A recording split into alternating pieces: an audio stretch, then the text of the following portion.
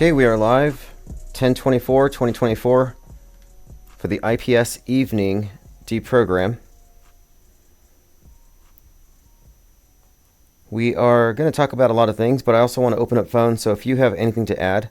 And first off, I want to say that we do have tickets now for the Zoom conference if you want to be involved this Saturday in the Zoom conference, the Auto Hoax Con number 2. It will be live streamed, so no one's going to miss it. We're aiming for maximum exposure.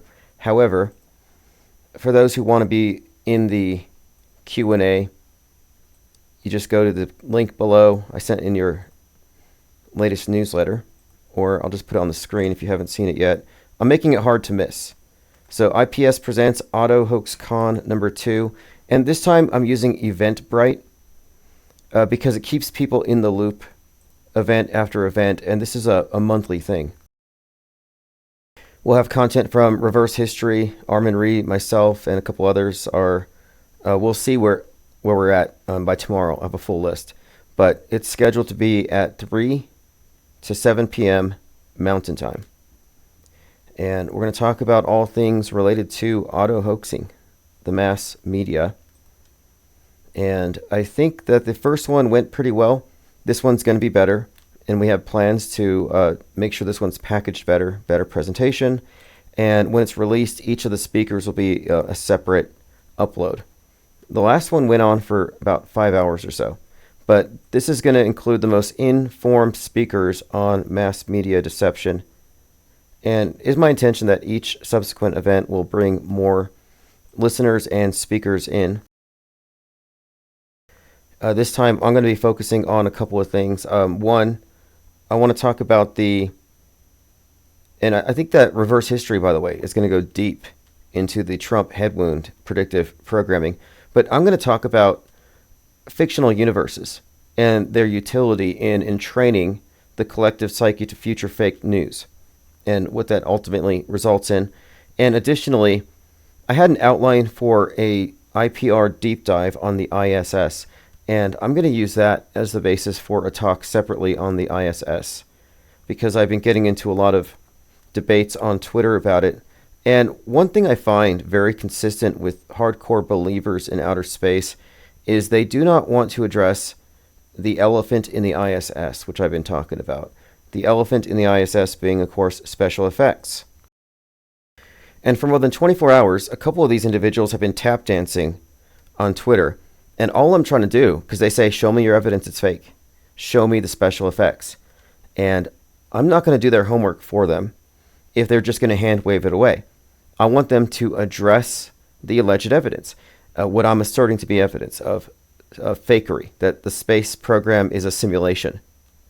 And they do not want to look at it. So I put it to them like this. I will not present you with my findings until you agree that any kind of special effects or evidence fakery with regard to what's happening on the space station, therefore invalidates the claim that the space station itself is anything more than a simulation and a movie. And they want to dodge that. They want to weasel their way out of taking responsibility for it. We've been having this conversation for 24 hours, and they haven't improved. They will not say, yeah, obviously, if I see some evidence of fakery, I'm going to say the whole thing's fake. They won't go there. So what Mordwand has been saying, and again, this has been 24 hours straight. He's just been refreshing and refreshing and refreshing his Twitter feed, watching what I'm saying next. He said, I refuse to consent. I will not consent to an all or nothing standard. The evidence for spaceflight is overwhelming. He said, to falsify it is extraordinary. Show me. And I said, if you will not concede that false evidence invalidates the observation, you're not being honest. And that's what he's saying. I will not concede that any special effects invalidates space travel. He won't even admit that. He won't even grant me that if I show him evidence, it'll change his mind. So I'm not going to bend over backward to present him with stuff he's not even going to look at unless I can corner him as, yes, I agree to the standards of evidence, objective standards. But no, he won't. It's insane. It's actually, to me, it's kind of unusual behavior. It's unusual that somebody who's not an astronaut, who's not getting paid by NASA, is willing to defend them by dishonest means, and to do so from a place of just sheer insecurity. Like, do you not have faith in your religion of Nasatology that everything they've shown you from space is real? And it's because on some level they know that it's a house of cards. And if we show a few bulging veins on foreheads and other suggestions of trickery in space, it takes the whole thing down and it needs to be reevaluated. So I want to go over some comments and then we will go ahead and proceed. Skydog6033, this is all on my YouTube channels, and I don't miss any comments. I often have to delete videos just to preserve the channels, but I make it a point to get all of the comments and save them. Skydog says, my name is Skydog. I'm a recovering chemtrail-aholic. Okay. Yeah, it is an addiction. It's a fear addiction. Pete Shea says, Earth, Ether, Heart, Theater. The dark MAGA knows best. The old New Year began on March 25th, according to the 1775 KJV Bible.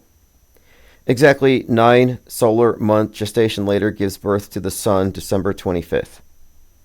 Okay, interesting. You're just connecting the equinox and the solstice. Great opening song, Tim. I didn't meet Lucifer Tim, but I met No One's Flower on 2 occasions. Hugs all around.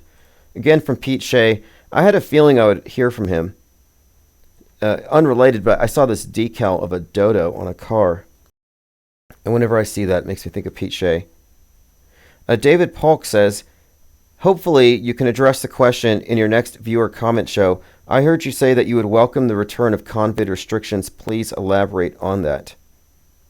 Well, somebody sounded the alarm that they're going to mandate masks in California. And so all the anti-maskers are out there, getting ready to anti-mask.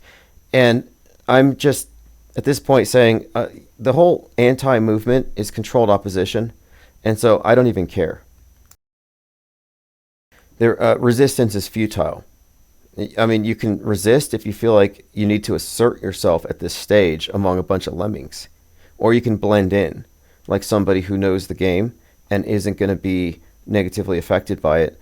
But at this point, I'm not going to organize patients in the asylum to go after the orderlies. And that's what you're doing when you're telling normies to not comply. And another thing about this is that most of the people who are non-compliants, who are refusing the lockdowns and everything else, they still believe in the essential premise. They believe in the virus. So we don't want to mix in with believers just because some issue is particularly triggering. So I just don't care. And if I have to wear a mask, I'm just going to get it printed on there for chemtrails, not COVID, because I'm not a dupe. So I'll wear a chemtrail mask. So that way I can not look like I've been fooled. But I'm not in any way taking part in their mind war. It's a losing game. The only winning move is not to play. Thirst13 says, isn't No One's Flower a Fed handler, or at the very least an opposition mole for UK flat earth circles? Pete Shea says yes.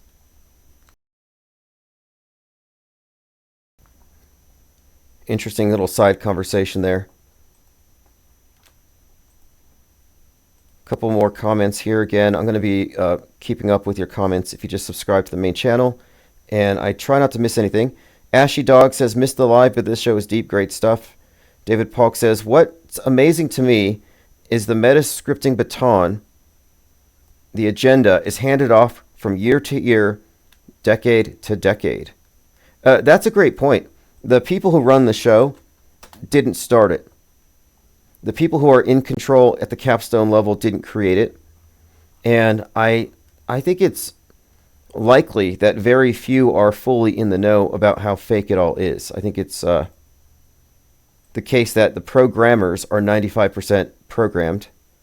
Pete Shea says, there's lots of spraying here today. It's predictable. Once we get into fall, you're suddenly going to see trails that you didn't see before because the climatic conditions changed, and you're more likely to see persistent contrails. But To truthers, it's not the fall. The season didn't change. It's just that they're spraying now. It's faulty causality. They think the spray changes the weather.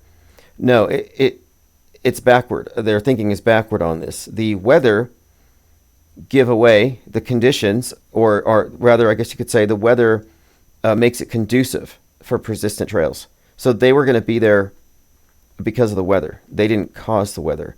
It's kind of, again, faulty causality. There are still people who think you can spray vinegar at the sky and get rid of chemtrails. That's absurd. They were going to go away anyway. You can't take credit for it. And you're falsely ascribing credit to the airplanes for the weather, when they were just essentially pointing out for you down below what the weather might be in the future, like in the near future. It's a mind game that has been played, and a lot of people are still trapped by it. So Pete Shea says, lots of spraying here. I know it's a spraying day. I know when it's a spraying day when I see tons of planes leaving the extended trails that spread out enjoying. On non-spraying days, there are a few planes visible, and the ones I see do not leave the trails. This is a deliberate practice. Solar management. So again, faulty causality. It would be like, there's so many examples I could use, but some people will wet their finger and hold it up to see which way the wind is blowing. And it'd be like saying, I made the wind happen. No, it's like, no, the wind was already there. You just merely found an indicator that it was there in the direction, but you had nothing to do with it. Similarly, the contrails are just indicators of what's already happening up there, 30,000 feet above your head. But this is a psyop that's gone back, 25, 30 years. There's a lot of propaganda. It's the most popular conspiracy theory, which again, that should be a red flag. The most popular conspiracy theories, chemtrails, Mandela effects, probably fake. There's no chemtrails over the raft, but there are chemtrails over Trutherville. All right, we're joined by Roxy W., Austin 108, Cup Star, Nick Fingar, Matt X, Observing Reality, Patricia Steer, Ted Stryker says hello, IPS, Ears Up, Pippi Langstruff, The Frugal Snowboard, Armin Ree, JG5, Plain Decoded. Armin Ree says, do you have a recording of my presentation? No, I'll have to check. I rarely have time to check my DMs. It's kind of a challenge. So I don't have it, but you'll have to message it to me again, or I'll check my messages. And I try to limit DMs anyway. I try to keep everything transparent. I learned my lesson. There are a number of people over the years who insist on only private messaging, and that's always a red flag. They have to be exposed to the entire mob. Janky Frame Cover says the World Series is a team from California versus a team from New York. The election is a person from California versus a person from New York. Interesting bit of a parallel there. And the sports media is used in predictive programming and everything else.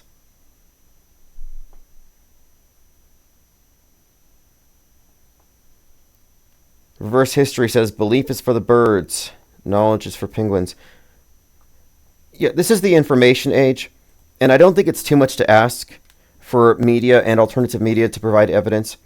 And I see a lot of people asking questions and not providing answers. And if someone says to me, what are they spraying? I'm like, why don't you figure it out for yourself? And then give me the answers. But that's because it's a loaded question. And loaded questions are a form of logically fallacious means of getting people to accept a premise that they wouldn't have accepted if you had asked it explicitly. Observing Reality says, Tim, is there any other reason for chemtrails and the assumption that he wouldn't be able to change his mind? That you don't talk highly of Crow? No, I don't have any issue with Crow 77777, but the thing is, I don't believe that he will be able to tell the truth about chemtrails, even if he figures it out. And I think it's because he's just built up so much of a following around this topic. And it's also true that the lunar wave is a hoax created by wingtip vortices. This is very well understood. And yet he's misrepresenting that as the moon having a ripple. No, it's from a passing plane. And interestingly enough, there's this thing called the Crow interference. So we're talking about the Crow 777 who spotted the lunar wave. And the lunar wave is this idea that there is this occasional like refreshing of the moon, where the moon kind of goes into this like a reboot, and you can see this line passing through it, appearing to look like a wave. And the real cause of this happens to be the ripples in the atmosphere caused by passing planes. But if you edit out the planes, you could make it look like this was some spontaneous thing that happened with the moon. But in my research on the subject, I was looking at this phenomenon called, I think it was called Crow interference, named for a photographer named Crow. Crow instability. So Crow instability, this is in aerodynamics. It is an effect discovered by somebody named Crow, and it's observed behind large aircraft. And it's the effect of their wingtip vortices interacting with the trails that they leave. So if you look here, these contrails are very distorted. Well, these are distorted because of the ripples from the wings. The guy who discovered this is called Crow. Interestingly, Crow 777 is describing the same effect when it passes the moon. I don't think he knows this. Maybe he does. But the Crow instability is a vortex pair instability, and it goes through several stages. And this describes how these aviation vortices trailing behind planes can create these ripples, and this causes the lunar wave. So between this and holding on to the chemtrail grift, I just find the person's got to be either A, a deceiver, or B, a dupe. And I don't follow people who are easily tricked, and I don't follow propaganda mules, nor do I follow people who have an agenda. And the chemtrail agenda is the same agenda as climate change. It's a psyop. Ted Stryker says, I sprayed vinegar and the sky was cleared. You could have sprayed anything. That's the point. You could literally spray anything. You could pray away the chemtrails. In fact, I think there were a couple simulation theorists I knew of who would pray at the chemtrails, and they would go away. And they were convinced that chemtrails weren't spread by planes, but by demons, using some kind of hologram to look like airplanes. So the demons are actually putting poisons in the air, and you can pray them away. I've seen a number of people doing this. Oh, I see, Armin Reed. Yeah, I'll go ahead and check my messages. It's been a very busy week. Crowley 777. Yep, there's a connection. And Crow's slogan is "Belief is the enemy of knowing," which is a Crowley quote. Not that I have an issue with that. Aleister Crowley is an interesting personage. The organization he's a part of is I think worth studying. It's a necessary thing to study if you want to understand who runs this place, the most recent iteration of the ancient mystery religions.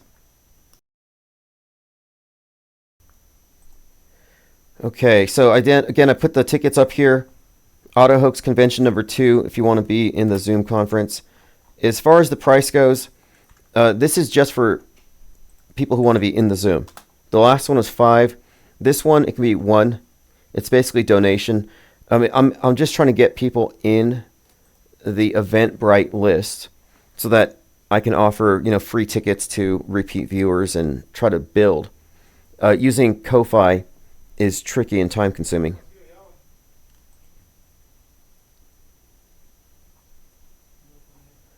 Okay, a couple of other things. This came up as consistent with what we talk about. Yesterday I was kind of surprised that some people were saying I shouldn't vote for Harris, I should just not vote or something. And I'm saying the reason I'm going to vote for the opposite of Trump is to demonstrate what it means to be anti-anti and to truly not believe in the process and to refuse to vote for a puppet. And Donald Trump is an insider to January 6th. Donald Trump is an insider to 7/13. He's an insider to all of the major psychological operations. He's not a rogue. He's not a dummy who's insulated and doesn't know how fake it all is. No, he's a crisis actor in chief. This is a psychological warfare operation in progress. And the idea that any of these people are on your side is evidence of Stockholm Syndrome. Not that I'm trying to tell people not to vote, but it just reveals quite a lot about your faith in a system that, honestly, your faith should already be shaken. You should be disabused of the idea that there's any kind of meaningful resistance or change. You're talking about organizing patients in the asylum. There is no change, not from within. So here is an article, or a short clip from an article. This is from Alexander Dugin. If you recall, Alexander Dugin was called Putin's brain. He's kind of like a Russian Alex Jones. And here's what he said. The significance of the former and potential future U.S. president is not in the man himself, but in the archetype he embodies. For his supporters, Donald Trump is a bulwark of traditionalism and a champion of America First. For his detractors, he's a disruptive, deceitful agent of chaos. But a more philosophical approach frames him in a key figure in an eldritch struggle with deep-seated forces of decay. And here's where it gets interesting. It says, why Donald Trump is a mystical figure of historic proportions. Esoteric Trumpism. Esoteric Trumpism is a profound, almost mystical interpretation of Donald Trump's political journey, situating him not merely within the framework of contemporary politics, but as a figure of a cosmic and world historical significance. This interpretation posits that Trump's rise and influence reflects a deeper metaphysical catalyst at play in the twilight of Western civilization, as predicted in the 20s and 30s. So this is, again, Alexander Dugin talking about esoteric Trumpism. Now, this isn't far-fetched. This is by design. We're talking about a world stage character who has a predictive programming basis going back to 1958. And that one was extremely prophetic. You have this Trump goes through town selling people on a wall for a cosmic threat. He's a snake oil salesman. So build the wall. And in 2016, this was noted. This track down episode, how it relates to Trump. Trump, the con man. He was arrested in that episode. That didn't come true until 2023. So this bit of predictive programming hadn't even entirely unfolded. But that's just one example. Biff Tannen and many other examples. We can show you how they have built up this character in our collective psyche. To the left, he's a destroyer. To the right, he's a savior. Sort of like Musk. But I think this is true for a lot of characters, like esoteric Trumpism. A mystical interpretation of Donald Trump is an interpretation, I think, that is largely rooted in this purposefully created myth. Now, this has a precedent in something called esoteric Hitlerism. Greek writer Savitri Devi wrote about this. According to that ideology, Hitler could be deified. And it's sort of the same thing. The idea here is that these leaders are representations of something bigger than themselves, some kind of historic personage. Again, Trump overseeing the downfall of Western Civ makes sense. My third eye says, I think some libs think there'll be another insurrection attempt if Trump loses. Awesome. Reverse history. Got my ticket to Autohooks Con 2. Yes, Saturday's going to be good. It's going to be from 3 to 7. I'm going to spend probably the next day, tomorrow. I don't know if we'll be live. I'm probably going to use most of the day tomorrow to work on that. Observing reality, good luck. The guy has boiled so many gallons of vinegar under the presumption that he was clearing the skies and turning them blue. There's no way he can back out. I don't think so. It's the ego. And I'm just calling it out in advance. If you prove me wrong about something, I'm going to admit it, and I'm going to reverse engineer the various narratives that led me to believe something that's not true. I don't think any of these big channels who are so invested in their narratives can back out. And this is also the guy who saw a second sun through his camera.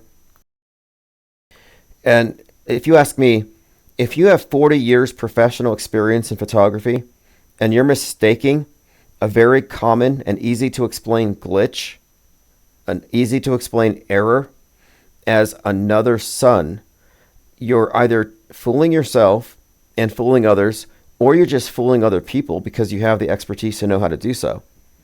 I think there's something incredibly dishonest about spreading misinformation for the purposes of making money off the ignorant instead of explaining to them how they're being lied to by people on the alternative media side.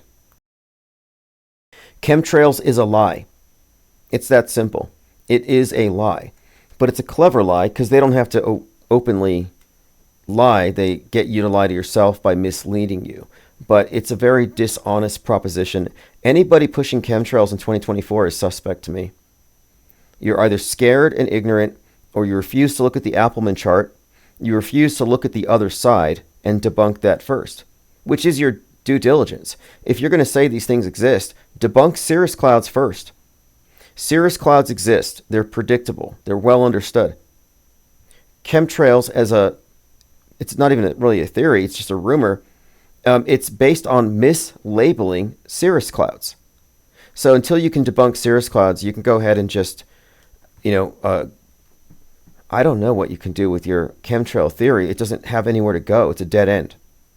It's a dead end saying, I don't know what that is, and I can't figure it out, so I'm going to find other people who don't know what it is, and we're all going to just wave around our question marks like we have a point, which they don't.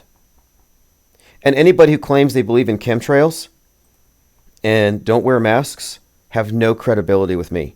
Just like people who believe in COVID and don't wear masks have no credibility with me. And they're everywhere. Why aren't they masked? Anybody who believes in climate change and drives a car and carries an iPhone is a massive hypocrite. Sorry, if you believe in climate change and you have an iPhone and you drive, you're kind of scum from the perspective of like Gaia. Like you're a tumor on the side of your God. You're an embarrassment, and if you get flooded, it's your fault. No sympathy from me. And if that sounds harsh, these are the people who want to regulate your life on the basis that they believe this stuff. Well, they're not acting like they believe in it. WOPR3354 says, loving the nightly podcast, Tim. Thank you. We are listener supported and chat driven, caller driven. Mazel says, time to just make a chemtrail video. I like the fact that chemtrails, the chemtrail theory is there because it highlights something. Anybody who, if you had a room full of people and you said, if you believe in chemtrails, raise your hand. I could then say, anybody here with a raised hand falls for loaded questions, appeals to ignorance, and appeals to motive fallacies. So there's 3 strikes against them. Already right there, they're non-skeptical. They're dupable, they're gullible, and they have these vulnerabilities that I'm doing them a favor by exposing. Yet you're vulnerable to loaded questions. It's like a carnival. You go to a carnival, every single carnival game is designed to screw you. It's designed to get your money and not have to give away prizes. These are rigged games. And a lot of these psyops, a lot of these narratives that are promulgated in Truth or Veil, these orthodoxies are rigged arguments, and they wouldn't work if you removed the logically fallacious approaches. But I think it's a good way to determine who's not there yet. Because you're not a media skeptic if you fall for these things. You can't be. And this is a process of quarantining the most skeptical minds on the world stage and creating a separate space from the panic-driven, scared, paranoid truthers who are in love with their fear. They spread their fear. Plain Dakota says it's okay to be plain trail apathetic. Well, I happen to think that if there is anything in chemtrails, it's probably some kind of gas that makes people apathetic, because the people who believe in it don't do anything about it. And I've entertained the notion that if there were such a thing, maybe that's what burned down the Twin Towers, the chemtrail juice. Maybe it burns hotter than jet fuel. Pippi Langstrip says, always the same question, stupid or just playing stupid?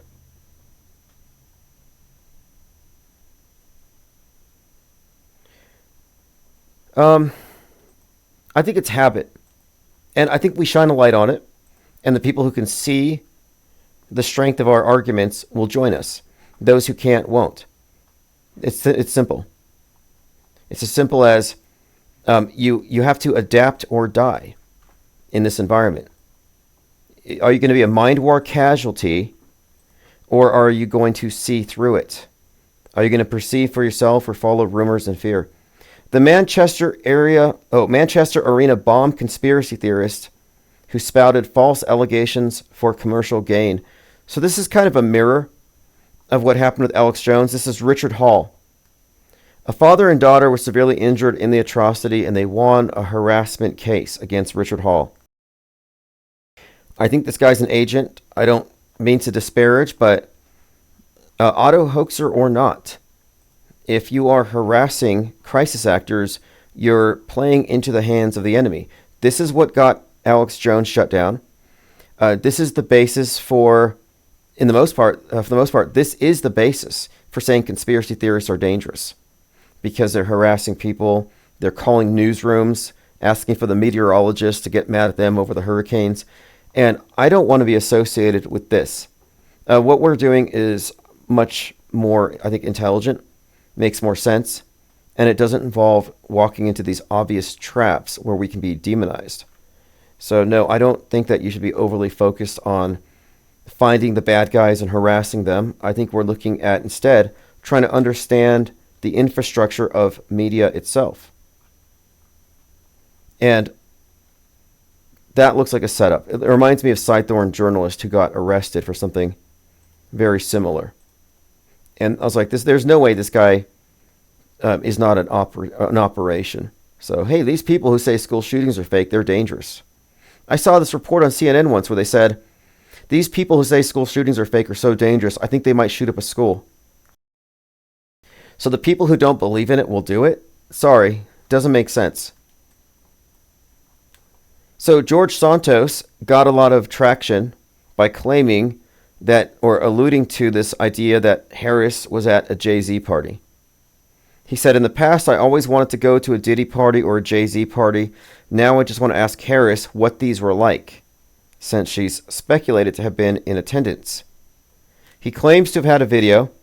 Again, this is George Santos, famous for being a liar.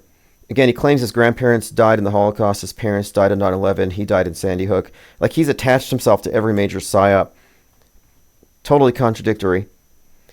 I think he even claimed to be a Jew, and then he was called out that he wasn't, and then he said he was Jewish. Like, this guy is insane. And he got kicked out. If you haven't heard the story of George Santos, it's like a bad TV show. Former Congressman George Santos pled guilty to committing fraud and aggravated identity theft. I think he was even raising money for veterans and then stealing it. Like, this guy is scum. But he got a lot of traction on Twitter for claiming that he was going to drop a video. He said, due to the vitality of this video and the very large publication is stressed over the fact I got ahead of him, if I don't drop the story, I'm going to lawyer up and scoop them. Nothing yet. He just served a massive nothing burger. And again, those sell, those make money.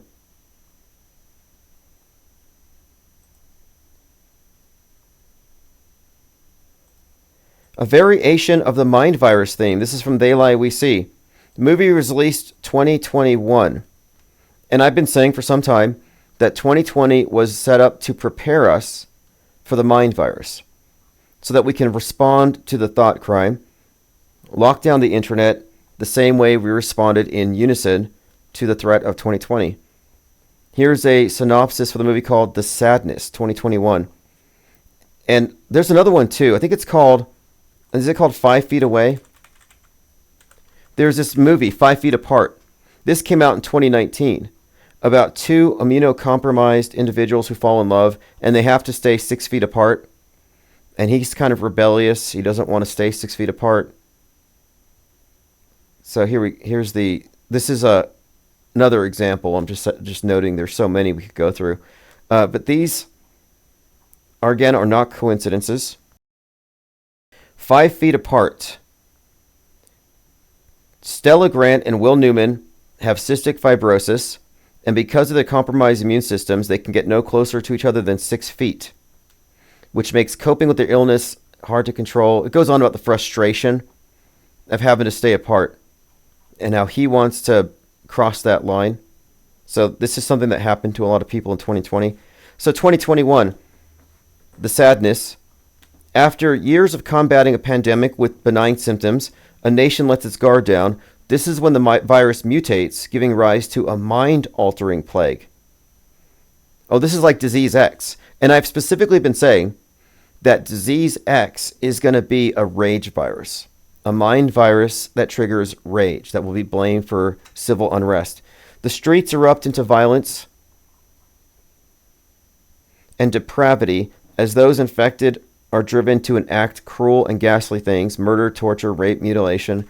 A young couple is pushed to the limits of sanity as they try to reunite in the chaos. The age of civility and order is no more. There is only the sadness. So this is something to look forward to. I started watching Monkey Man, the movie that came out in 3/11, specifically because of this growing story. So if you haven't kept up with this monkey god, I'll go ahead and refresh you on a blog post I made about it. Monkey god in the Metascript. Coincidence or concerted messaging? This is an example of concerted messaging. On 8/14, monkeypox was declared an emergency at the WHO. On 8/14, Bad Monkey was released on Apple TV. 3/11, Monkey Man, produced by Jordan Peele, was released. 3/11 is Pandemic Day. Jordan Peele has the movie Nope with a killer chimp. On this same day, a 90-foot tall statue of the monkey god Hanuman was erected in Houston. And Monkey Man is about Hanuman. So this is the third largest statue in the United States. A 90-foot tall statue of Lord Hanuman up there in Houston. This same time, Black Myth Wukong comes out, a game where the player is the monkey god. And they had a record-breaking 1 million people concurrently playing. So this is against the backdrop of Planet of the Apes 2024. 28 years later, to follow 28 days later, 2020, that one's being produced right now.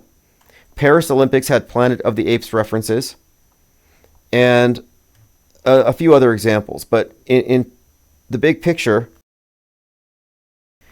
and I guess we have to bring up 28 days later about these apes, and they're shown violent footage, and it makes them go violent, and they create this rage virus out of it, which spreads to humans. So they're watching stuff on TV, and they get violent. Jordan Peele, behind, again, Monkey Man, claims that Nope was inspired by the George Floyd killing, how that footage and the spectacle created the violence. So the violent chimps in Nope allude to this. We're talking about this idea of the rage virus being associated with apes, with monkeys. And then you have Elon Musk with his Neuralink. So here's Elon Musk with X, the vector for Disease X, the mind virus to come, who already has a history of torturing monkeys to death in the laboratory. So what I'm suggesting is this all connects the rage virus concept as displayed in 28 Days Later, who is the writer of 28 Days Later is the director of Civil War. And Civil War is decidedly this right-wing insurrectionary thing where they hate the media and their guys in control. If you've seen the movie Civil War, It's about a rage virus, essentially. The media, just like the apes, in 28 Days Later, they see the violence on TV and they go crazy. It's all about how the media is the source of the violence. The theme is this rage virus that causes people to become violent, and the rage is contagious. This concept is coupled with right wing terrorism as in civil war, and this implies a solid anti media attitude in violent militants. So, this underscores how the next virus will be rage, stemming from X or alt media, like Telegram, which I've seen called Terragram. They've already used Discord for this purpose. But it was the WHO that had the disease X as a placeholder for the next big one that's going to take us all down. And I've been saying disease X refers to a mind virus that will be spread through the right wing in the coming months. And this is all metascript. This is all part of the story leading up to what happens. So when it happens, we will be expecting it. So I think the ape is to 2024 and 2025 what the bat was to 2020.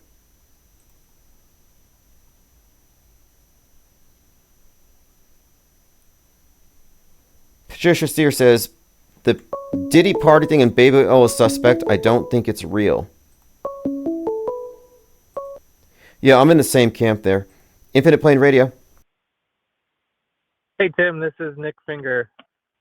Hey, what's up? Hey, really quick. The Diddy thing. To comment on Patricia Steer's comment, do you think it's as fake or as real as Epstein, or are they both real, both fake? What's your take? I don't really follow stories like that, but I mean, based on what I hear on your channel, I mean, I don't think it's outside of possibility for adults to be sexually abusing people, but I don't know all the ins and outs of that story. Same But here. That yeah, that's I that's mean, it's that's a good hyped up answer. for a reason. It's a good answer. I don't have enough information to know. That should be everybody's response, but most people they've already decided. I haven't decided. I need more info. I don't care how lurid the details are, how many victims come forth, because it could all be script and fake. So I'm with you on that. But anyway, thanks for calling in. Yeah, so I've just been thinking, um, when I was in my early 20s, like 20 plus years ago, um, I was really into Terrence McKenna. Have you ever read any of his stuff? Terrence McKenna, yeah, one of these kind of a drug guru in a sense, but he talked about the stoned monkey theory, the idea that man was an ape, got his hands on some mushrooms, and it facilitated him becoming a more cerebral being, etc. That's one of his things, right? Right. That was, yeah, that was one of his things. Um, I just always felt like, and I never really jived too much with that. And I think that when he got older, even he kind of, I mean, before he died, he kind of stepped back on that theory a little bit. Um, but I always I thought he was a great speaker. I loved hearing him talk. I loved his mastery of the English language. Um, but one thing that I've been and one thing that he did was he wrote this software called Time Wave Zero, and um, it was somehow based on the I Ching, and well, it was based on the I Ching while he was doing mushrooms, and he came up with this. I don't know exactly, but he came up with this software that didn't predict actual events, but it predicted waves of novelty, is what he called it. And so, like, you would look at this graph of, you know, where it would be like during times of high novelty, and you would compare it to the calendar timeline and say, oh, okay, this really high moment of novelty, there was World War II going on and all this other stuff. And so, I mean, that was something that was kind of interesting that he did. But I was thinking the other day, the reason why I'm calling was because I was making this connection of I remember him uh, telling about this experience that he had down in, because he was like down in the jungles in Mexico or some other Central American country, like with the natives down there. He was like the Timothy Leary of mushrooms.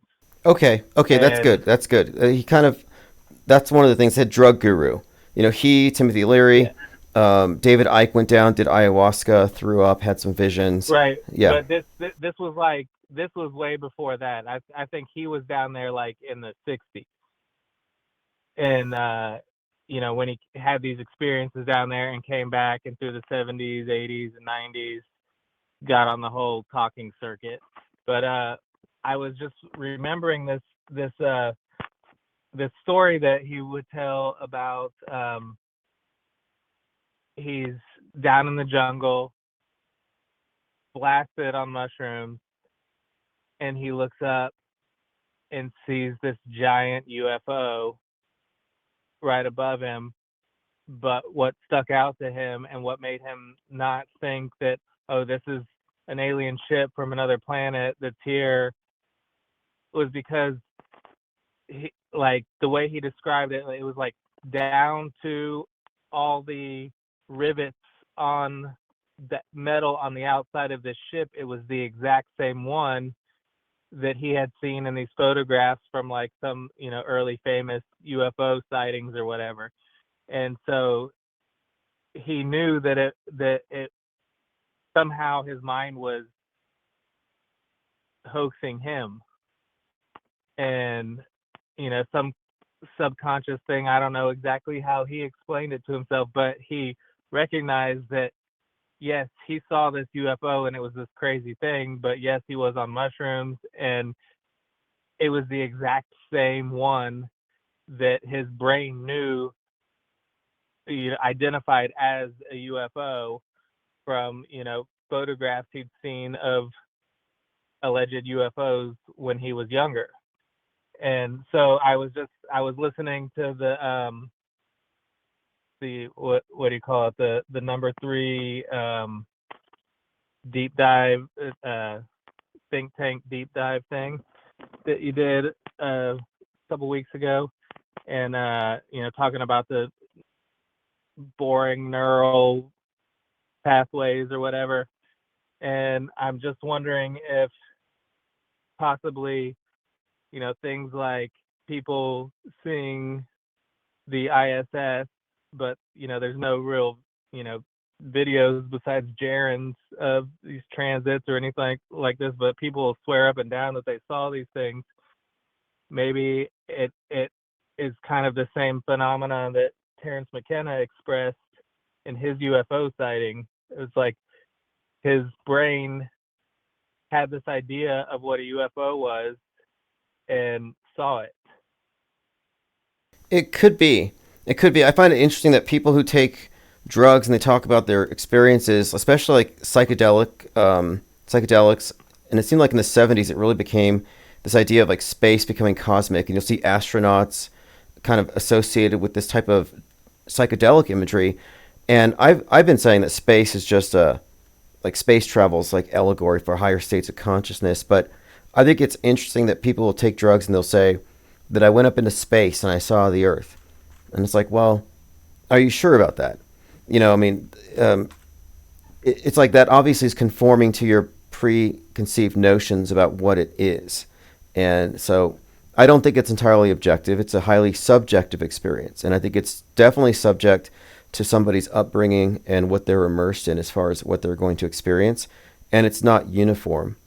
Everyone has their own subjective take on it.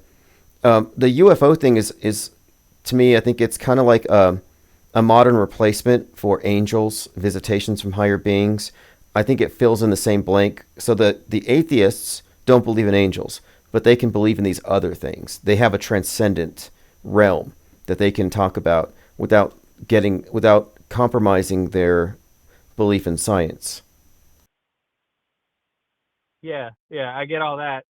I'm just I guess I'm trying to make this connection between these it's like people see all this stuff on TV and the internet, and about what's happening on the ISS, and that it's this thing, and so they get it in their mind that this thing is traveling at 17,500 miles an hour, circling the globe Earth, however many times every day, and so it's like uh, they're able to see something that's not really there when they look up. This is what Matt X says. He says, I've taken magic mushrooms before, and you don't see anything that isn't physically there. It just warps what is physically there. And I tend to agree that, and I hear people they have these accounts, like Alex Jones was talking about taking DMT, and he saw gnomes and little creatures. And I think people who say that stuff are fabricating, because I don't think it works that way. Well, I I don't, mean, but like, so Terrence McKenna is I, a storyteller. I don't know if I believe him. I get that too. I totally get that too. Um, and I mean, I I wasn't trying to have a big drug talk. Um, I've had, prior to having children, I had psychedelic experiences. I haven't been able to, or really any desire to, since having children. But the uh, the DMT thing is crazy. Uh, it's not like any of the other things. Well, there's a guy here on Twitter. Sassy Red Sox tweeted this video. I was looking at this morning, where this guy claims he can prove 100% we live in a simulation, and it involves having DMT while staring at this red laser across the wall, and everyone's claiming that the laser is breaking down into numbers and letters and symbols. And so he believes this is the biggest discovery, one of the greatest discoveries of all time, that you can see the matrix with DMT in this particular experiment. He's convinced. So I've been looking into this. You can definitely see things on DMT, and I mean, it is that my experience with that is limited to two times, and it was something else. I'll tell you. I mean, uh, it you know, I'm not really trying to get into that talk, Okay, but well, what about this? Would you agree that the level of media saturation that we're all experiencing right now is pretty much psychedelic?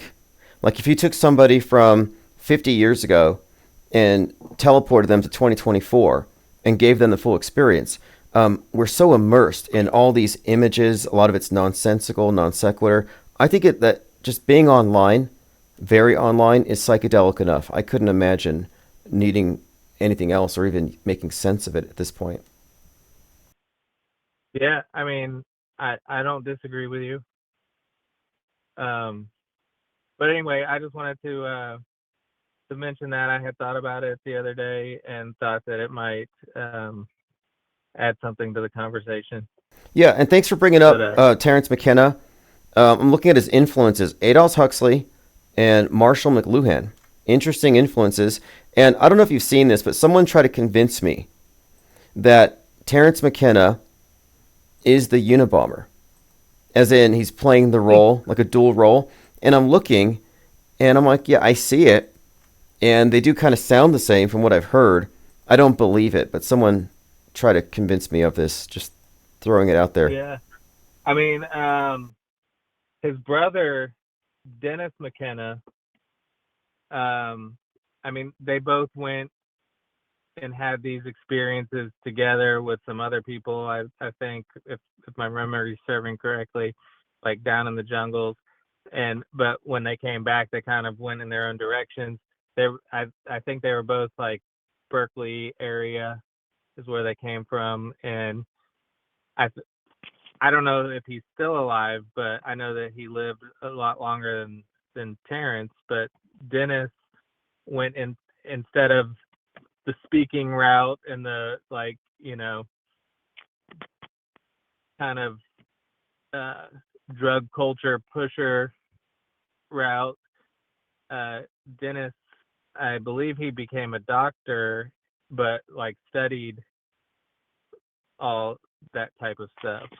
I see. I see. Well, interesting rabbit trail. I'm not really too into the whole drug thing, but I find it all really interesting how it merged with culture. And Robert Anton Wilson was friends with Timothy Leary, and we often talk about Sirius, the dog star, and symbolism, and the Jim Carrey movies that promote this idea.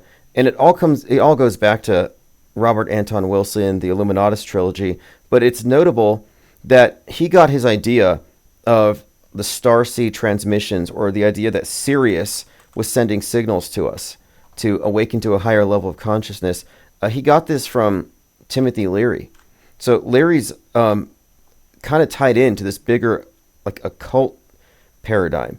So I sometimes wonder if the drug stuff, like these drug gurus, are plants and they're part of this neo transcendence for this scientific paradigm, and it might all be Yeah, I mean, something like that. I think they are plants, but it doesn't discount the experiences that other, regular people have had, while using X, Y, or Z substances, even if they were influenced to do so by, I mean, it seems like it was the CIA. I mean, there's all kinds of rabbit holes to go down there with the, you know, MK Ultra kind of stuff, and uh, I mean, all the way down to like Courtney Love. Apparently, her father was like the CIA handler for Grateful Dead, and I don't know. I mean, these could all just be internet rumors, but It's worth talking about anyway, because we're talking about mass mind control and specifically like digital media and news, but we kind of have to include how they're drugging us collectively. Like, that's also a huge part of it. And I think there is a conspiracy. Something like the fact that every other gas station here is now a dispensary. None of the energy drinks have sugar anymore, and they're all designed to increase people's focus, their concentration. It's almost like they're rewiring us biochemically to be plugged into the metaverse and be content with that. Like Ready Player One, just replacing our fixation on controlling the world outside of us with this very introspective and internet-based life. And I think they're trying to engineer a society that wants that, like the Brave New World. And a huge part of that is, of course, drugs. And that's why it's notable that McKenna would be so heavily influenced by Huxley, who specifically talked about the role of drugs as mass crowd control. hmm yeah, I And agree. well, thank you for the call, as always, and call back anytime. And if you have any other comments, by all means. All right, thanks for doing what you do. Likewise.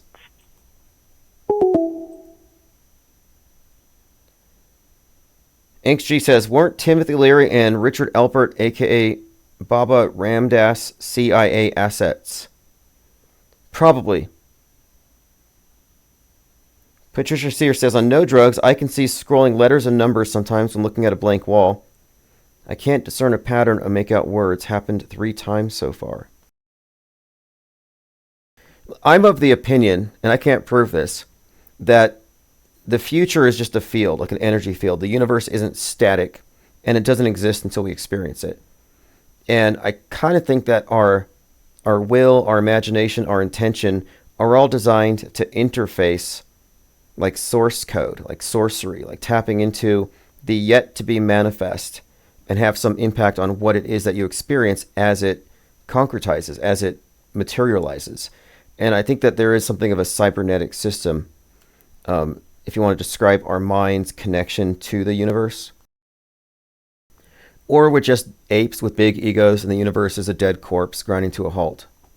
And nothing means anything. But I'm under the impression that everything is intrinsically meaningful.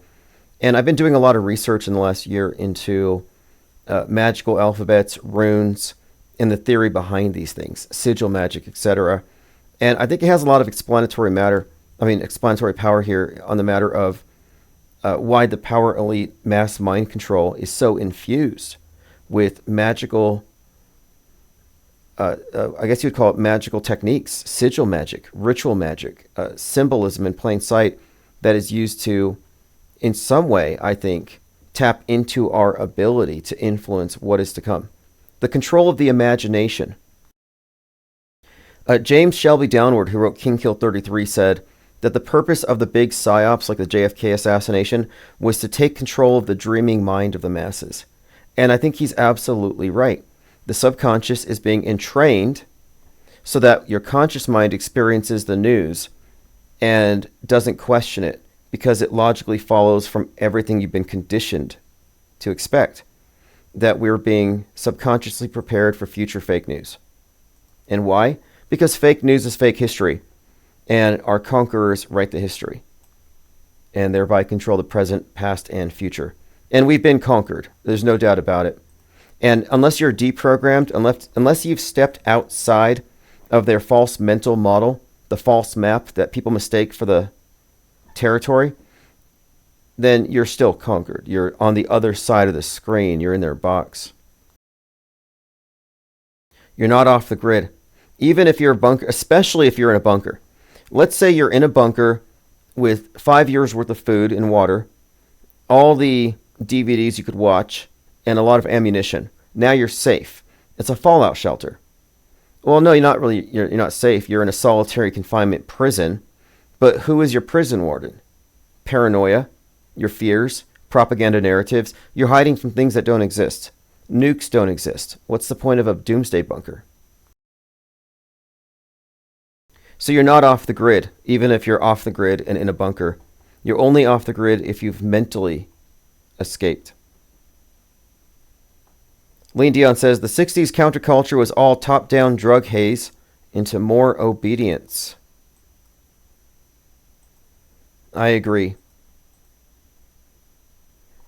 I think it's interesting how Joe Rogan and others kind of try to tap into this idea of being a drug gurus. I think someone mentioned it here, Angst G. Rogan talks about seeing mechanical elves on DMT. American Father says, I got a video on Family Law Publishing. My story involves my experience in exiting the fake reality box. And I don't believe in head in the sand. I don't think that you should unplug. Because there's the masses are misinformed. The big box are misinformed. They've been conformed to a worldview with misinformation. But if you're not paying attention, you're uninformed. If you're paying attention and you know it's all fake and you include this in your assessment, then you are informed. So the strongest position is to be informed about the misinformation. To know the difference. To be uninformed is the weakest position because when a big psyop is triggered, you're not going to know what's real and what's not. You're going to be following the herd. So you're less informed than the misinformed who are going to be your sole source of information. So it makes zero sense to unplug. And being plugged in doesn't mean living on the internet and doom scrolling all day. It means having a methodology to categorically debunk entire sorts of claims and to wade through this thing, which is what we do here.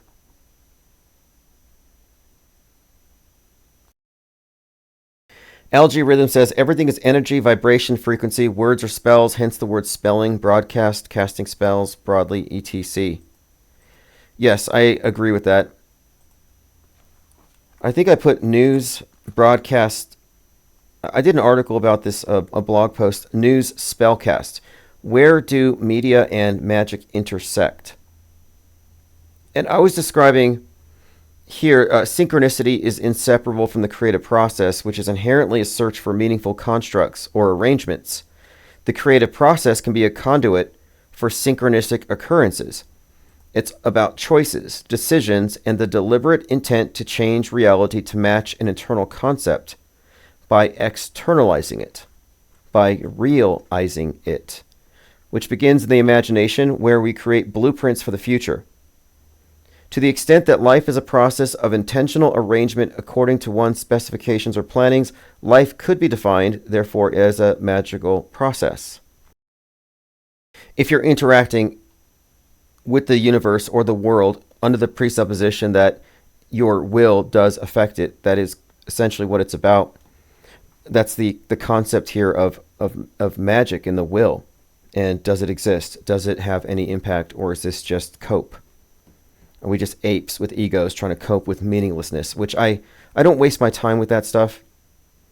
But our imaginations are assailed at all times with spectacular distractions, horrifying possibilities, and the mundane actions of day-to-day existence. Our hyper-mediated world is overflowing with emotionally charged messaging, competing for our attention,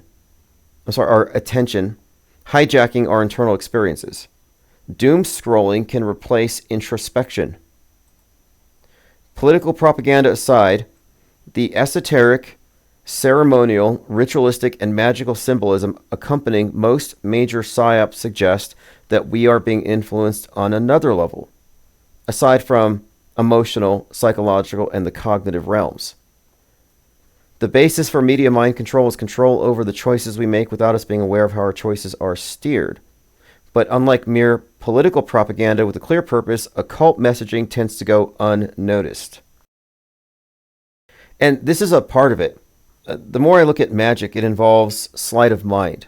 The idea that you have to bypass any kind of critical analysis of what is going into your subconscious for it to do some kind of meaningful work. That's the fundamental of sigil magic, that you're encoding the spell in such a way that you cannot consciously recognize what the message is. But since you had a part in creating it, it's buried. But the concept here is you have to bypass your awareness, which makes me think about how much of what we're consuming through media is bypassing our critical thinking. So what I was suggesting is that synchronicity we talk about quite a bit here. Meaningful messaging conveyed by a coincidental timing, right place, right time, etc. And my research on ceremonial magic suggests that synchronicity is what successful magic would look like. But essentially what a magical ritual is, it's a ceremony in which they're encoding every word, every gesture, everything has some significance to it. It's buried in there. And this is the stuff that gets past our filters. And I'm suggesting that the black cube altar, the television screen, is where the spell is cast in a microcosmic form. That the viewers are being unwittingly drafted into a mass magical work in progress. And some of the research I've done on the subject suggests that your unawareness of it is precisely what makes it work.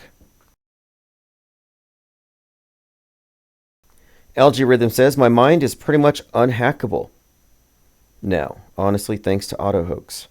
Mind war inoculation. And their approach is blunt force mind hacking. They just throw everything and see what sticks. And a lot does.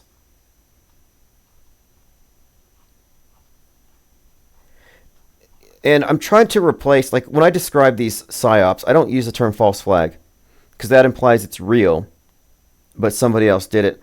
I think it's far more accurate to describe these things as magic tricks. Like, what is a perception management operation? It's a PR stunt. It's a simulation. They're pretending, and they're making something imaginary, a construct. They're making it real through public consent. And the consent is merely, I believe what I see on the screen. They are making history with our uninformed consent. It's like compulsory belief. And to be a non-believer is to be, these days, you're a conspiracy theorist, you're a troublemaker, you're misinformed, you're dangerous. And I think that non-believers are the only people who make any sense. Like the caller says about Epstein and Diddy. He doesn't have enough information to know. So then why believe something? Like nobody has enough information to know, but they believe based on what? They hope it's true. They want to see a bunch of people fall. They want to see the deep state get it. They want to see the swamp drained. That's a lot of hope being tied up into this stuff. And we saw where that got the QAnoners. Portal Complex says, digging into the laser matrix experiment, apparently when you zoom into the beam, you notice letters and numbers changing rapidly, like in the Matrix.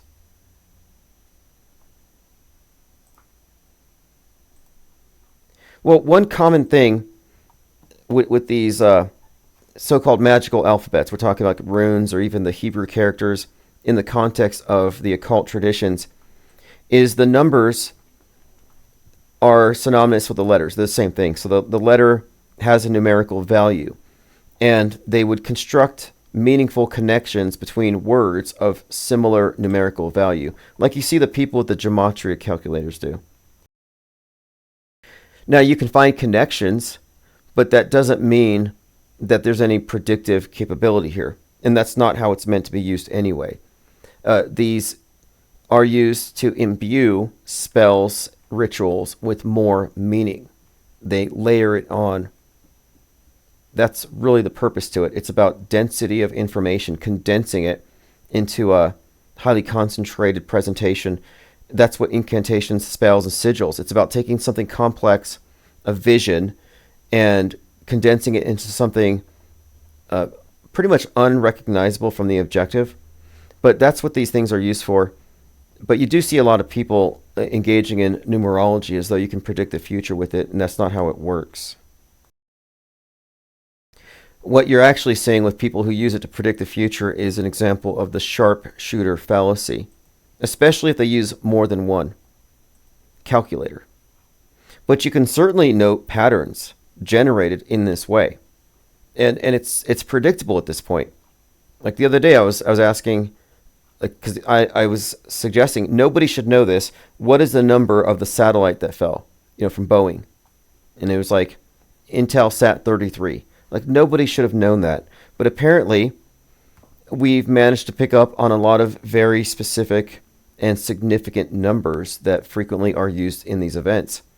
And I don't try to interpret these things from a book or from what is being circulated on the internet through rumors, but rather context. And context has provided a way to make sense of a lot of what we're seeing. And so I think it's safe to say that the meta-scripted, news-bent reality, the fake history that we're living, is in fact timed precisely and to the astrology they believe in. Astronomical timings. Astrological events such as the Great Reset. The Great Reset was a conspiracy theory until 12/21/2020, when you had the Jupiter-Saturn conjunction on a winter solstice, which hadn't happened in 2,000 years. That is a very precise event. 9/11 kicking off at 8:46 when Mercury's rising. George Floyd strangled for 8:46, sunset 8:46 on that day in the Twin Cities. These are examples of how the story ultimately is coordinated above, which makes perfect sense. Every religion is. Every religion and its holidays are based on what? The celestial realm, the sky clock. The same is true for PSYOPs, and this is pervasive. This is who runs the world, and if you're not aware of it, it doesn't matter. Case in point, New Year's Eve. Every New Year's Eve, you're surrounding your friends, you're at a party, you're watching TV, Times Square, and the ball drops at midnight. At midnight, on New Year's Eve, the dog star reaches its highest point and then it falls at the end of the year. So the dog star is the god star. It's represented in all the Masonic lodges. It is the star that all these various New Age groups venerate. So it's notable that the entire world is counting down, chanting, and celebrating this particular celestial event. And most people don't know that is really what's going on. And I would argue that's the main purpose to the New Year's celebrations. Mason Free says, lock up the 33-year-olds, problems go away. Absolutely. 33-year-olds are overrepresented in psychological operations, provocateurs, crisis actors, the QAnon shaman. We wouldn't have had January 6th. Nobody would have stormed the Capitol because the Q shaman wouldn't have ran in there with his spear and his animal skins. Lots of 33-year-olds getting into trouble on the world stage. It's actually predictable.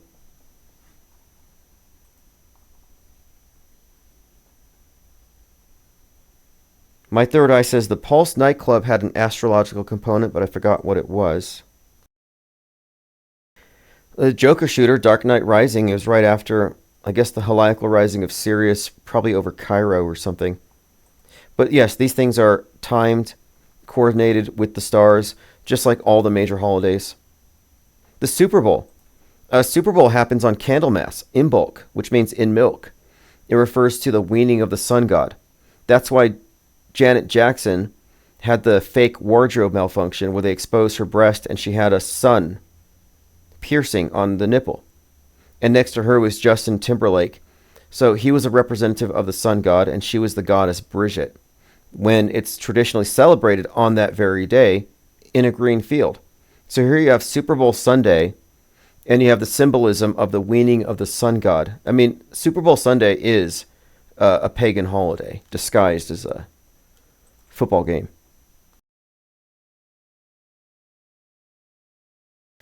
HG says IPS helping to make the subconscious conscious. Yeah, keep in mind that, and one of the greatest examples of greatest sources of predictive and concurrent programming and reinforcement is Netflix. And their first CEO and co-founder was related to Sigmund Freud, which is as significant as his relation to Edward Bernays.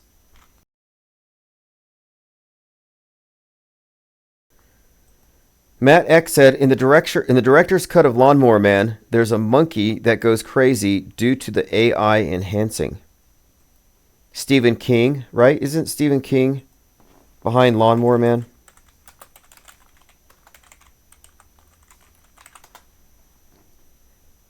And there's another movie as well with Ferris Bueller, Matthew Broderick, that has to do with apes being subject to experiments. Okay, yeah, Lawnmower Man, Stephen King. Yeah, but the ape, the raging ape disease X connections are very strong. And we've already seen many news stories specifically saying, like Richard Card shot up the bowling alley in Lewiston.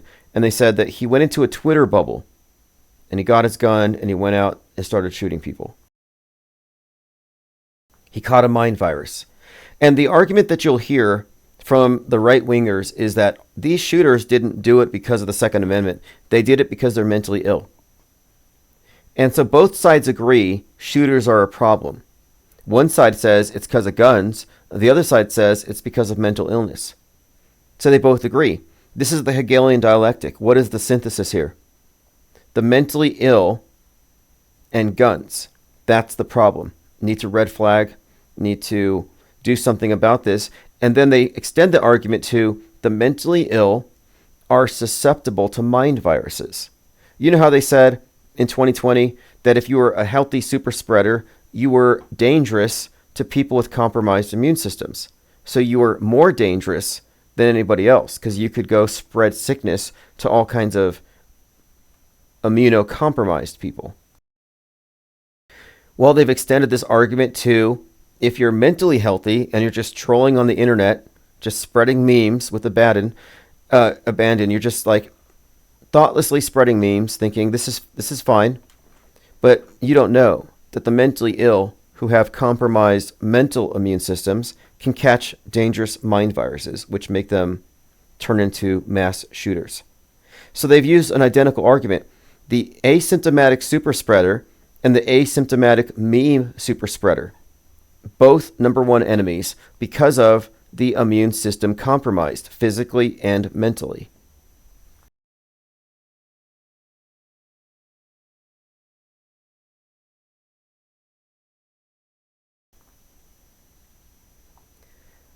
So again, I'm suggesting that this monkey theme is a concerted message, and they have correlated it with the pandemic.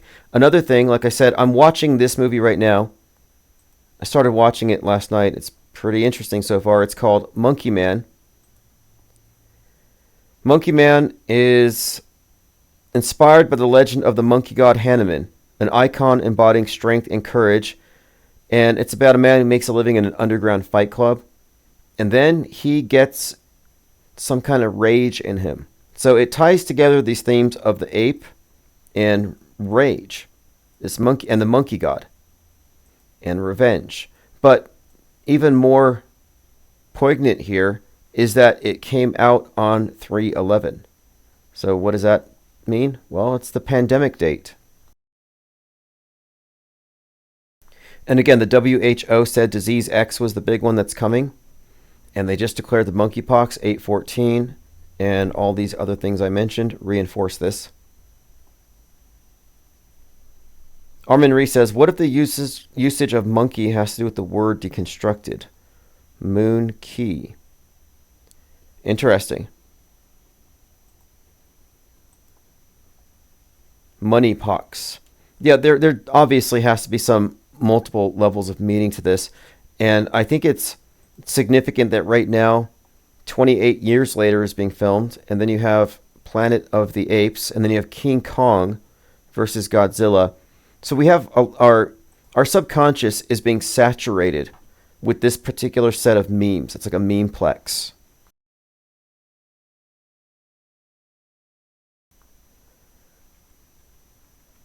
That's right. 2001 Space Odyssey had some violent apes at the beginning.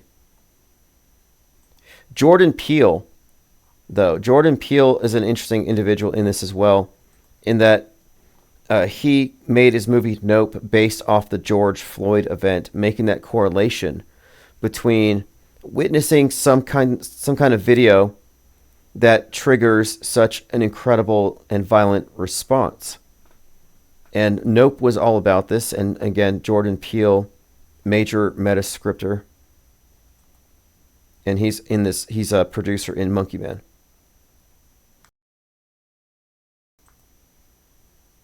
But Elon Musk can also be credited with having popularized the concept of the mind virus, the woke mind virus.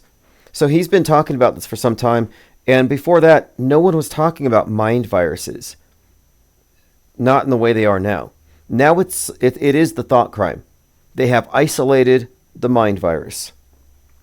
If you haven't read Virus of the Mind, The New Science of the Meme by Richard Brody, I highly recommend it. This book, Virus of the Mind, Richard Brody, same guy who, I think he was the one I think he was a programmer behind Word. So Richard Brody, think about this: Word, Microsoft Word, and then you have Bill Gates and Microsoft and viruses and antivirus software. There's a connection here. So yeah, Richard Brody, in addition to putting out this book, he wrote the first version of Microsoft Word. So we're talking about isolating the mind virus, the word, the meme.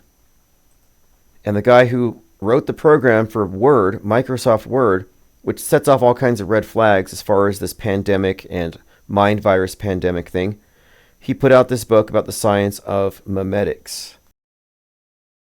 Now, my main criticism of memetics is this notion that we are passively believing things because we have been exposed to memes and memeplexes and ideas that essentially hijack our minds. That's kind of the problem with this, is it seems to take volition out of it. And when it comes to the mentally ill, people agree, well, they don't have any volition when it comes to these viruses. They just catch them because they're mentally ill. And I would also say that the public that doesn't utilize their critical thinking when it comes to mind viruses have a form of mental, I'd say a compromised mental immune system. And the programmers want you to believe that all of our mental immune systems are compromised, that we all need the mind vax. You all need to have the mind vax. And what is that going to look like? And they're convincing the public of this, that Well, you don't want to be mentally vaccinated because you'll catch a mind virus. And that's because the government has given the public mind aids by programming and by training. You're supposed to have mind aids. You're supposed to be totally susceptible to any and all mind viruses that they promote. So Brody distinguished himself by creating Microsoft, or at Microsoft, by creating Microsoft Word in 7 months. And he wrote the original version of Notepad. His success as a programmer got him to the attention of Bill Gates. Interesting individual, but his book, Science of the Meme, it's kind of a pseudoscience.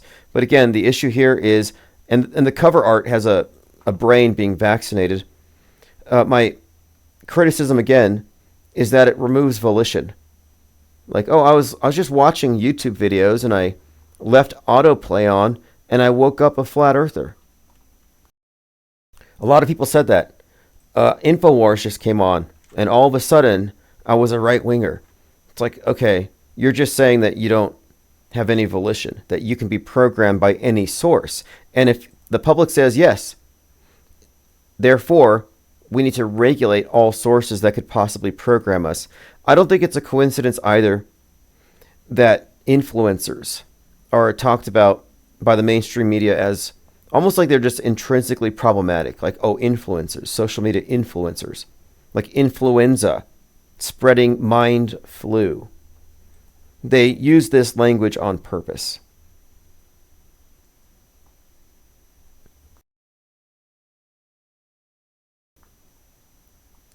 Matt X says, there's a movie from 1988 called Primal Rage about a monkey with a rage virus.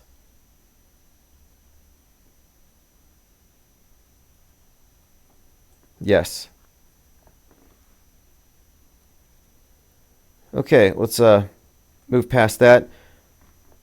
After Tucker Carlson likened Trump to daddy and said Trump would give the media and Democrats a spanking, the crowd went wild. Let me play this.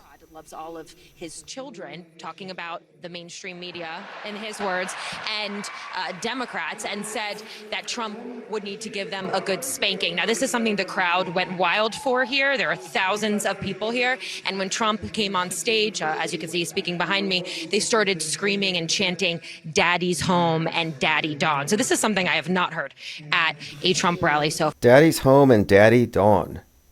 That's pretty bad. I think that Milo Yiannopoulos started calling Trump daddy in 2016, back when he was with Breitbart. So it's not totally new. It's not like a new low for cringe, but it's pretty bad. Trump is definitely an idol at this point. You know, we were talking about Megalopolis, how the main character, Caesar, is definitely a Trump proxy, a predictive programming proxy. But there's another character in there, Hamilton Crassus, who has a resemblance to Trump, and I think is there to bring the Trump there physically, his physical appearance, and they build a golden statue to the guy. And don't they have a golden statue of Trump in Israel? No, that's Elvis. Or is it both? Angst G says, Invasion of the Body Snatchers was all about inoculating the mind virus and conforming all conscious beings. Oh, yeah. I mean, how many times did Invasion of the Body Snatchers memes come up during 2020 to describe the mask Karens? Invasion of the Body Snatchers. And what's his name? Donald Sutherland, right? He just died at 88. He was President Snow. Donald Sutherland was President Snow in Hunger Games. And if you recall the Biden inauguration, which was attended by Lady Gaga, it was done up like the Hunger Games.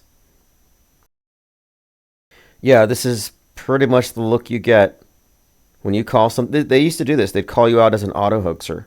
They'd point you out like this.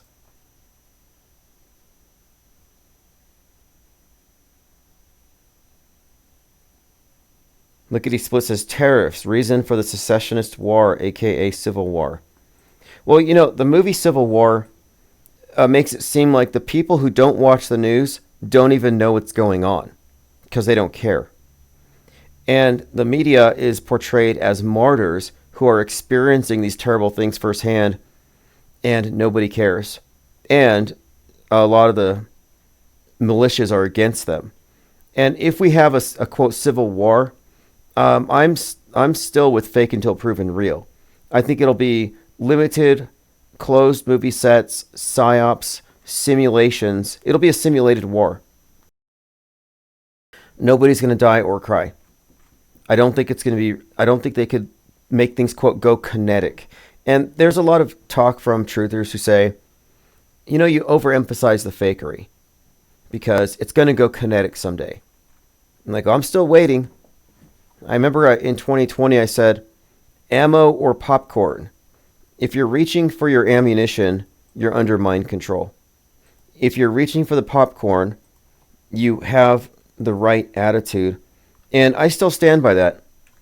And, if I'm wrong and you're not prepared when things go kinetic, we can talk about it then. But at this point, fearing in advance makes you fall for the Machiavellian trick. Rule number 9 from Saul Alinsky's Rules for Radicals. The threat of the thing is worse than the thing.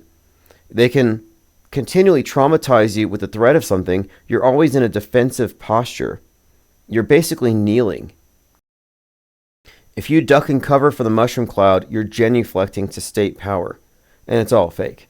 So that's kind of where I'm at with this whole thing. LG Rhythm says, conveniently blaming the internet to justify censorship and control.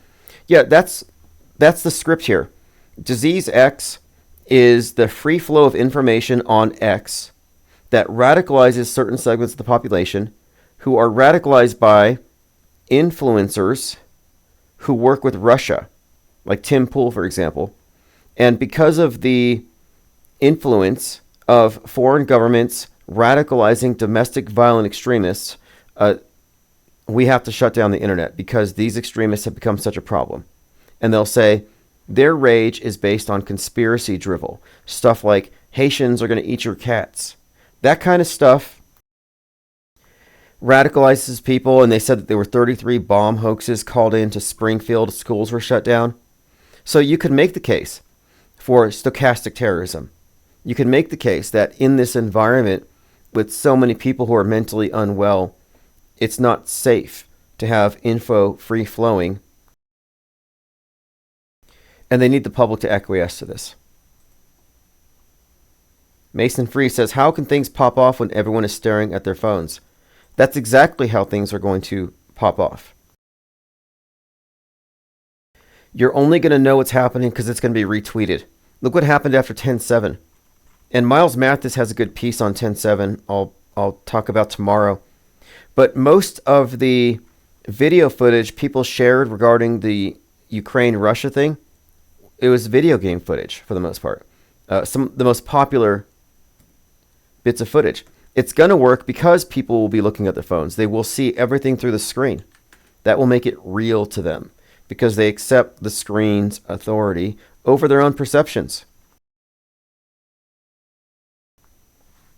You're going to behold the end war live, which is an anagram for leave the world behind. Jessica Lynn says, Sutherland, Southland Tales, Donnie Darko creator made that one, also the box, very young and suspicious. I'll have to take a look. Donnie Darko's director is worked on the Viking project, the Mars mission. Richard Kelly, who made Southland Tales, I'll have to check it out. Donnie Darko is also brought up in Leave the World Behind quite a lot. The theme, various aspects of the film, but the character Rose is called Donnie Darko. My third eye says, read the plotline for Rise of the Planet of the Apes. Viral agent makes the apes smart, then has to be killed after going on a rampage. Water Walking GJ Jesus Ziza says, the witches used to say the north, east, west, or south of the direction they wanted their spell to go. That's why they call it news, to broadcast to all the directions. That's true. They invoke the 4 cardinal directions and associate them with the 4 elements, and north, east, west, south, news, certainly, and broadcasting. I think these are not merely coincidental or flippant connections. I think it's kind of literal, especially if you look at the monolith, the screen, as something of an altar, which it kind of seems to be. So I think there are multiple levels to it. There's the mental, which is like the deception that involves sleight of mind, logical fallacies, propaganda, and marketing, mental and psychological manipulation. There's the emotional components, crisis actors, rage bait, fear-based stuff. There's the physical part, which is how you respond to the programming, and possibly psychosomatic. But then there's the, quote, spiritual, however you define that. And I'm not saying supernatural, but I think that if there's any aspect to our mind or our consciousness that transcends the body, we're told it doesn't exist, for one thing. But the existence of it is the basis for magic itself. And when we see these techniques of magic being employed in media, it has me think that, if anything, it's proof that there is a science of the soul, just as there is a science of mass mind control, and that these are the same agenda. LG Rhythm says, David Attenborough, big figure in the climate change psyop, worked for BBC prior, producing high fiction drama. I think the key word here is simulation. And simulation theory is promoted by people like Joe Rogan and others to explain the discrepancies between what should be the real world and what we're experiencing as we see televised. And the mistake they make, or he makes, which is the same mistake synchromystics make, is that they see these coincidences on TV, on the news, these alignments with seemingly unrelated past movies and books. They see this as evidences of simulation. It's too meaningful of a coincidence. There's too many synchronicities. This means that we're in a sim. And that is a purposeful misdirection. The truth of it is, the world view that we internalize, our mental map, is a simulation. And this simulation, it's just a part of how we operate. Our minds create a version of the world which enhances what we physically experience with our experience, our knowledge, our training, etc. But our internal mental model has been augmented by what the consensus supposedly believes based on what we're shown via the screen.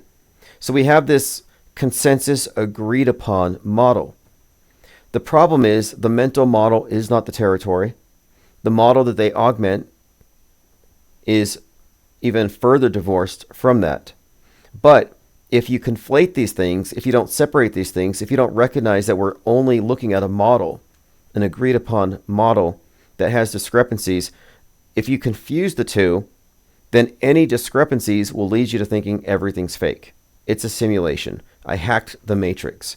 It's like, no, you're just recognizing without understanding the intentional synchronization between all media and future news, because news becomes history.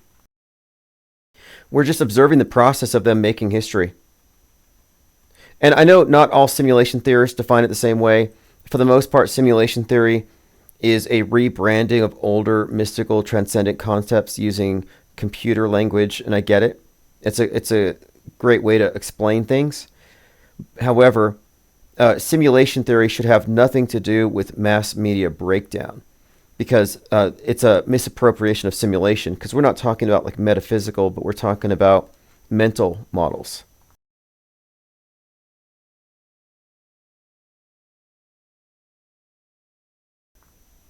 Matt X says, it might be worth looking into Johnny Mnemonic as well. It has digital syndrome, NAS, in the movie that makes people hostile.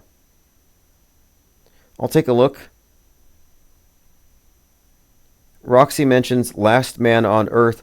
Last Man on Earth is based on I Am Legend, written by Richard Matheson, and that is about a global plague, a pandemic, and it's started by vampire bats. And it's probably the first example of this idea of the individual having to quarantine against the infected as like a horror theme.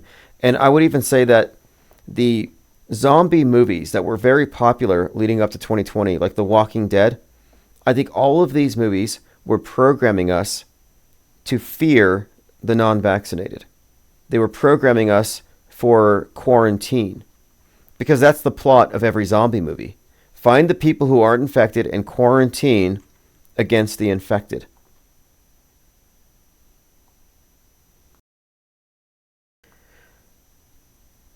Yeah, Johnny Mnemonic is Neo, Keanu Reeves. And let me point this out since we talked about Megalopolis. If you see Megalopolis, it will make a lot more sense if you include in your assessment of what you're watching the fact that it also contains the subtext of The Matrix and Dark City, two movies that came out concurrently. So I think you'll agree that Adam Driver looks like Neo. Lawrence Fishburne is in this movie, and here he is looking through a hexagram-shaped lens. Looks like Neo, top of a building, very much Matrixy here. Lawrence Fishburne is his driver, and when they're driving around, it's always greenish light and it's raining, just like in The Matrix. So this is an intentional resemblance. Neo has a lot of connections to 9/11 with his passport and the idea that it's the new age. And this movie is about the new age. So Neo is one, and Megalopolis is about the one world order that replaces whatever falls after the satellite crashes in New York. They replace the Pledge of Allegiance to the pledge to humanity. Then it has the Dark City components, the design authority, the men in black who look like the strangers from Dark City. And he's standing on a big clock, very Dark City-esque. And the design authority can stop time. Well, that's the metascriptors. Their ability to control time through implementing their fake news on their timeline means that they are, in fact, the design authority. And this movie gives it all away.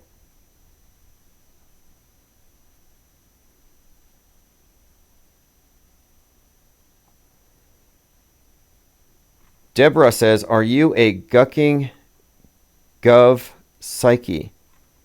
Rephrase your question. Probably yes, but I don't want to answer yes until I understand the question fully. So again, Megalopolis is kind of a mashup movie, and they added into it elements of The Matrix and elements of Dark City. And Dark City, here's one of the design authority. So let me show you the strangers. In Dark City, the strangers are the ones who rearrange reality. And they're an alien species. They can control time. They all look like they all look like Klaus Schwab, actually. Same uniform. But the black clothes and the black rimmed hat, this is all Saturnian. And what does Saturn symbolize? Saturn stands for, Saturn represents time, space, limitation, time control. And ultimately, Megalopolis is about time control. But I think the subtext is it's about controlling history, designing a new world.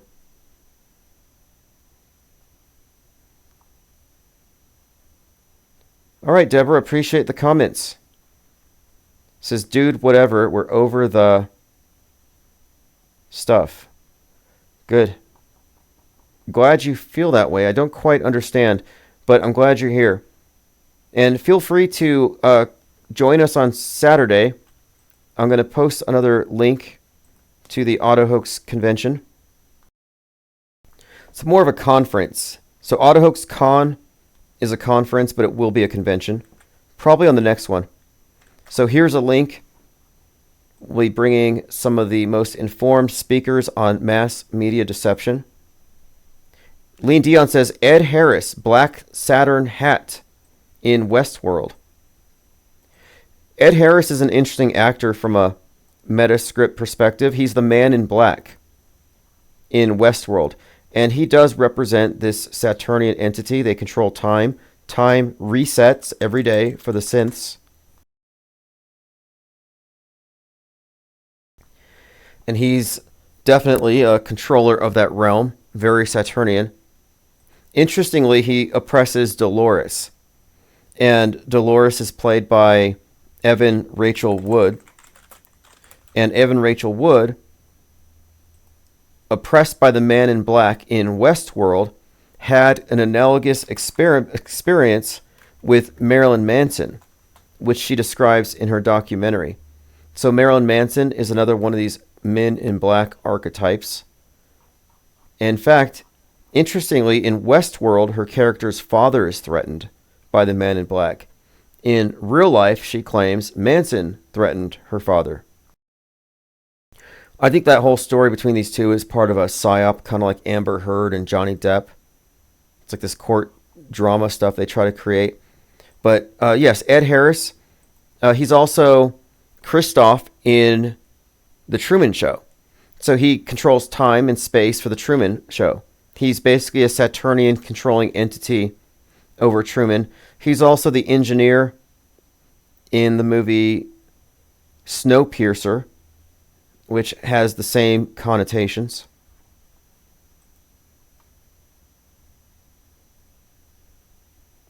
He's also the general in the old Stand miniseries trying to cover up the flu, says Tominoid. Okay, interesting. The Stand came out in 1978, and then it was re-released for 2020, and it's about a disease that takes out the world. So, not a coincidence there. So again, Saturday is going to be a long event. I have two things personally I'm going to be presenting. There'll be some Q&As. There's obviously a lot to talk about tomorrow as well, but my priority is organizing for Saturday, so if we're not live tomorrow, that's what I'm working on. But it is going to be live. Nobody's going to miss it, even if you don't get a ticket. But if you want the ticket, just go to the link, and it's going to be on all of the newsletters and on the site. One of the main topics that I've brought up recently has been the elephant in the space station, which is special effects. If it's not special effects, then just talk about it and debunk it. Their reticence to even talk about it reveals insecurity, and maybe they know they're possibly wrong, or they cannot debate against this. Smarty Pants says, isn't the snowman's name Kristoff in Frozen? That's Olaf. Olaf. Which, again, Olaf, I think he's like a northern king.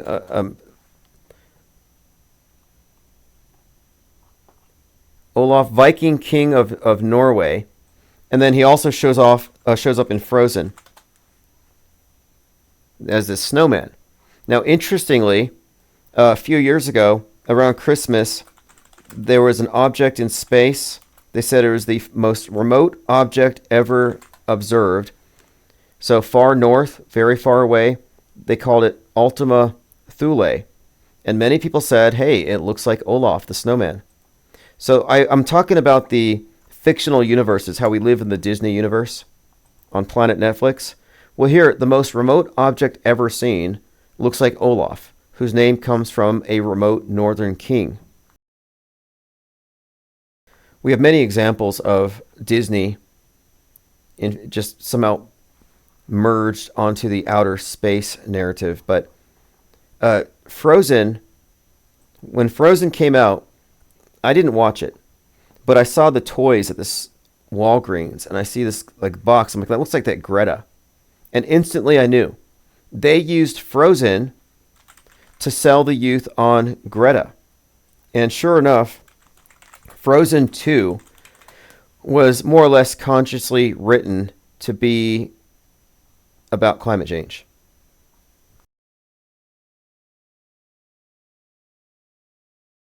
And I think the story is her parents are blamed for the bad weather. How dare you? That kind of stuff.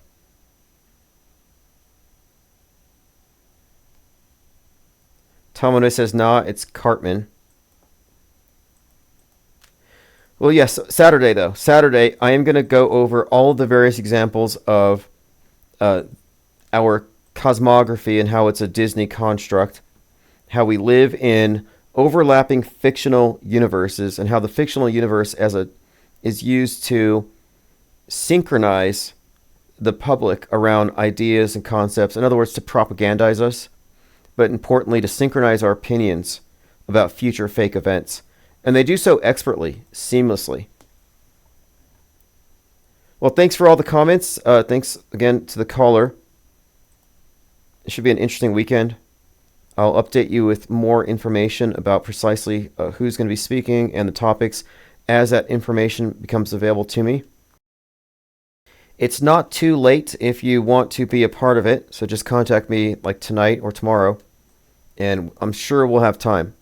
But I expect to have more people involved in the Q&As, so I think we'll do fine with the amount of content that we have, but this one's going to be something not to miss. Auto Hoax Con number 2. Again, these are monthly. This is Fepe Akbar, Allergic to Bullshit, featuring Lean Dion. Thank you all for joining, and I'll see you tomorrow. Or tonight, if you're in the Discord or Guilded. If you want to join those, go to ips.monster. Fuck with your deception, keep it real, that's a profession. Like the whole world is pretending, found the truth around the penguin. Get a gang on with a blessing, all the other gang is stressing. RPSC on a nesting, only real one's gonna get this. Fake ones don't accept this, they can miss the message. Timbuktu got bodies, yeah, find them in our records. Auto host a message, squad are representing. Killing you with knowledge, yeah, the uppers getting dirty. Oh, you're so effective, cause we're so effective. Let go of your worries, yeah, the whole thing is a spitter. We got it and we get it, offering refreshment. Level up your conscience, yes, honestly the essence. This wave is uncontainable, facts are undebatable. You lanes are unrelatable, give a fuck about saving you.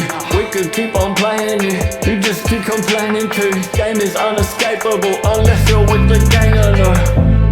Messing with the penguin, we're messing with the penguin.